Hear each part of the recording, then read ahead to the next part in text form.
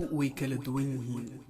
waxaa laga yaabaa in aan ku kala duwannahay waxyaabo aad u fara badan xagga dhirirka, xagga jirka iyo dhanka caqligaba.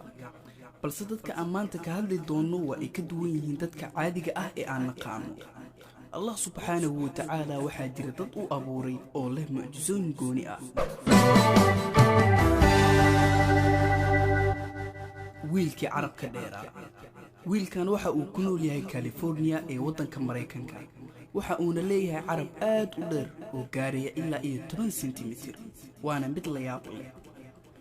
Ibrahim waxa uu dhashay dalka Morocco, waa ninka ugu cagaha dhaadheer dunida oo waxa uu leeyahay caga aad u dhaadheer. haddii aad u malaynayso inaad tahay qof caga dhaadheer, waxaan kugula talin lahaa in aad sawir la gasho ninkan.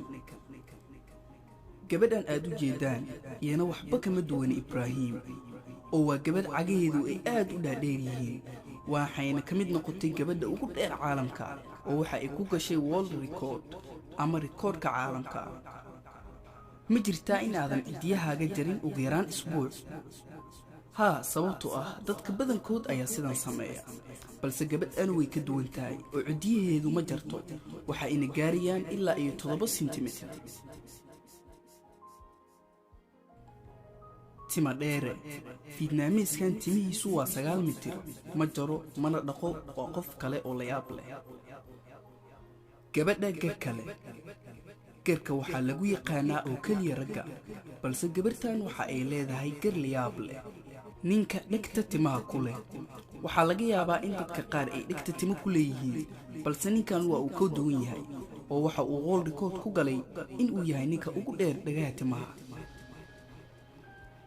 yaynaan hilmaamin wiilkan oo isna ah nin dheer, balse faraha ugu dhaadheer caalamka ayuu leeyahay oo gaaray ilaa 31 sentimitir.